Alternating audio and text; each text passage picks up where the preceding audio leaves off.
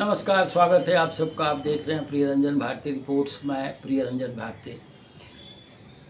बिहार विधानसभा चुनाव के लिए नई नई पटकथाएं रोज लिखी जा रही हैं। प्रशांत किशोर तहलका मचा रहे थे।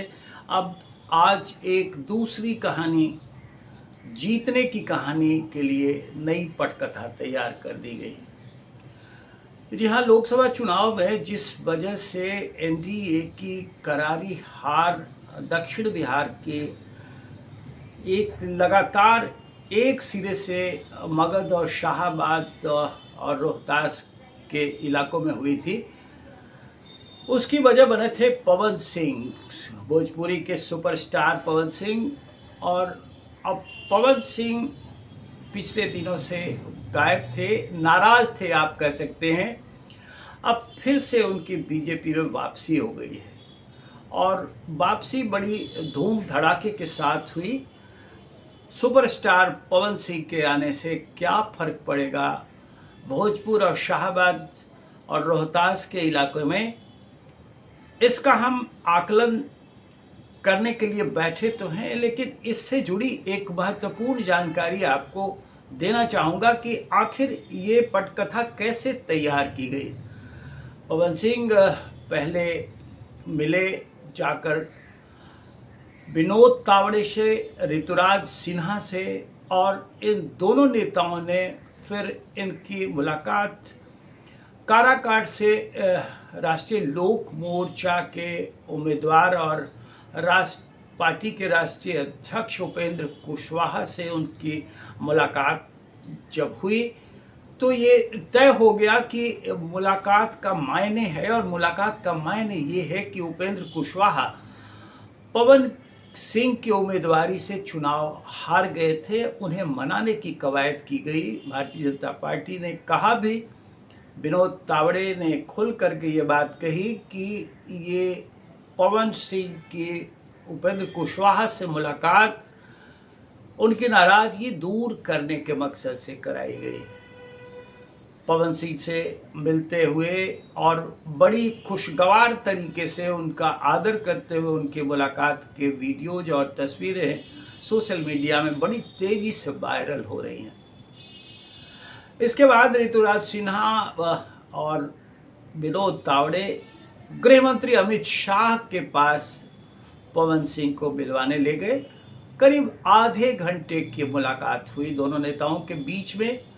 फिर वो बीजेपी के राष्ट्रीय अध्यक्ष जेपी नड्डा से भी मिले। इन सब मुलाकातों के बाद पवन सिंह से मीडिया ने कुछ जानना चाहा, लेकिन वो किसी तरह की जानकारी देने के बजाय फुर से निकल लिए। उन्होंने कोई टीका टिप्पणी नहीं की, लेकिन जो सूत्र हैं वो बता रहे हैं कि पवन सिंह की आरा विधानसभा क्षेत्र से उनका टिकट बीजेपी से फाइनल हो गया है।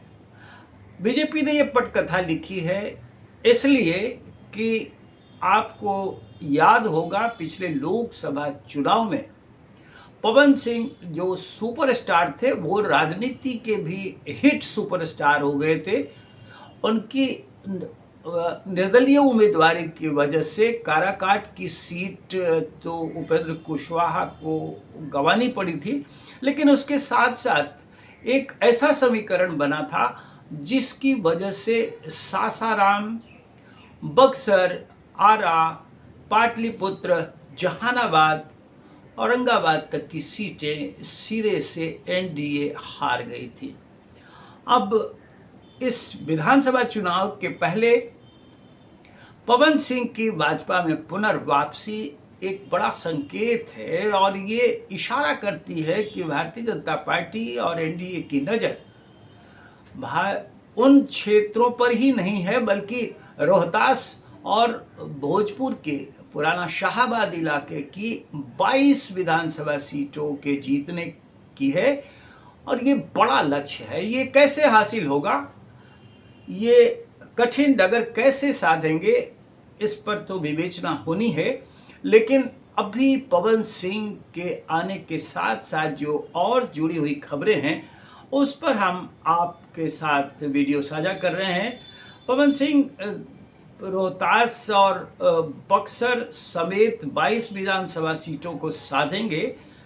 इसके लिए उन्होंने बिजनेस टाइकून आसनीर ग्रोवर की रियलिटी शो जिसे राइज एंड फॉल कहते हैं उसे छोड़ दिया। छोड़ने के बाद वो आए थे और उन्होंने ये टिप्पणी की थी कि जनता मेरा भगवान है, चुनाव के समय मेरा फर्ज है कि मैं जनता के बीच रहूं। उनके इस बयान के साथ ये इस बात का खुलासा हो गया था कि वो राजनीति में फिर से सक्रिय हो रहे हैं। पवन सिंह जब 2024 के लोकसभा चुनाव में उपेंद्र कुशवाहा के खिलाफ निर्दलीय उम्मीदवार बने थे तो काराकाट से उपेंद्र कुशवाहा की हार हुई थी, और उसके पहले आप अगर गौर करें तो काराकाट से पवन सिंह को उम्मीदवारी का भरोसा भारतीय जनता पार्टी के प्रदेश नेतृत्व ने दिया था। वो आसनसोल से चुनाव लड़ रहे थे और आसनसोल का टिकट छोड़कर वो बिहार आए, लेकिन काराकाट में टिकट नहीं मिला। तब ये बताया गया था कि अभी आप विड्रॉ कर लीजिए। वो नामांकन कर चुके थे, विड्रॉल तो उन्होंने कर लिया। कहा ये गया कि अभी उपेंद्र कुशवाहा वहाँ से लड़ेंगे, लेकिन माने नहीं पवन सिंह, और पवन सिंह ने निर्दलीय उम्मीदवारी का पर्चा भर दिया था। उनके निर्दलीय उम्मीदवार बनने से काराकाट की जो सूरत बनी वो सब जान चुके हैं आप भी। लेकिन उपेंद्र कुशवाहा तिलमिला गए थे अपनी हार से। उन्होंने बड़ी तल्ख टिप्पणियां की थी कि वो हारे नहीं, उन्हें हराया गया है। अब पवन सिंह पिछले दिनों यहाँ से जब लापता हुए तो कई तरह के धुन पर उनके बयान आ रहे थे। उन्होंने तेजस्वी यादव की तारीफ भी की थी, और तेजस्वी यादव की तारीफ इस तरह से उन्होंने की कि लगा ऐसा कि वो आरजेडी खेमे में जाने वाले हैं। लेकिन आरजेडी के पुराने तेजस्वी के बड़े भाई अब आरजेडी से बाहर हो चुके तेज प्रताप ने भी इनके वापसी पर टिप्पणी की है। हालांकि वो टिप्पणी बेमाने है, कोई उसका मतलब मायने नहीं है, फिर भी वो इतना तो ज़रूर है कि तेज प्रताप कहते हैं तो उनकी बातों में कोई न कोई रहस्य छिपा होगा। उन्होंने कहा कि पवन सिंह बस फिल्मी स्टार हैं, वो स्टेज शो करें और फिल्मों में काम करें, जनता के बीच और चुनाव लड़ने की उन्हें क्या ज़रूरत है। हालांकि तेज प्रताप के इस तरह के बयान का औचित्य नहीं माना जा रहा है। पिछले दिनों पिछले दिनों आरके सिंह से, जो आरा के बीजेपी उम्मीदवार थे लोकसभा चुनाव में, उनसे भी पवन सिंह की मुलाकात हुई थी। ये 10 दिन पहले एक कार्यक्रम के बाद पत्रकारों से बातचीत में पूर्व मंत्री आरके सिंह ने कहा था कि भोजपुरी एक्टर और सिंगर पवन सिंह को भाजपा में आना चाहिए। 1 महीने पहले मेरी पवन सिंह से मुलाकात हुई थी। उस दौरान पवन सिंह ने खुद मुझे बताया कि किन परिस्थितियों में उन्होंने आसनसोल लोकसभा सीट को छोड़कर बिहार के काराकाट लोकसभा सीट से पिछला चुनाव लड़ा था। जो कुछ उन्होंने बताया उससे मुझे लगा कि पवन सिंह के साथ नाइंसाफ़ी हुई है, अन्याय हुआ है। पहले पार्टी ने उन्हें टिकट दिया, फिर कहा कि आप विड्रॉ कर लीजिए, आपको दूसरी जगह से टिकट देंगे, लेकिन ऐसा नहीं हुआ। आरके सिंह अभी भाजपा से अपने रिश्ते की तल्खी को लेकर चर्चा में हैं। उन्होंने तल्ख टिप्पणियां की थी। हालांकि इसे लेकर के जो आशंकाएं उभरी उसे उन्होंने निर्मूल भी कर दिया, ये कहते हुए कि वो भाजपा में हैं, कोई नई पार्टी नहीं बनाएंगे, इधर उधर कहीं नहीं जाने वाले हैं। सुपरस्टार भोजपुरी के पवन सिंह जब भाजपा में आ गए हैं तो निश्चित ही एक बड़ी व्यूह रचना की जाने वाली है। भारतीय जनता पार्टी और एनडीए जिस तरह से पवन सिंह को लेकर के आगे बढ़ता रहा है और पवन सिंह के राजपूत वोटरों के चलिए और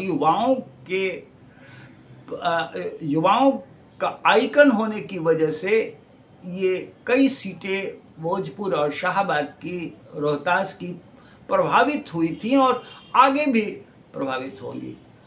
माना ये जाना चाहिए कि पवन सिंह का तहलका मच सकता है और ये अपनी जाति के साथ साथ युवाओं पर एक जादू बिखेर सकते हैं और एनडीए अगर इन्हें उम्मीदवार बनाता है तो निश्चित रूप से आरा के साथ साथ लगी हुई और विधानसभा की सीटें प्रभावित होगी और उसका असर न सिर्फ भोजपुर, शाहाबाद और रोहतास पर पड़ेगा बल्कि निकटवर्ती पटना के कई इलाकों पर भी, कई क्षेत्रों पर भी इसका असर पड़ सकता है। आज के अंक में बस इतना ही। हम आपसे निवेदन करेंगे कि अपनी प्रतिक्रिया कमेंट बॉक्स में जरूर दीजिए। हमारे चैनल प्रेमचंद भारती रिपोर्ट्स को सब्सक्राइब नहीं किया है तो सब्सक्राइब कीजिए, लाइक कीजिए, शेयर कीजिए। फिर मिलते हैं। नमस्कार।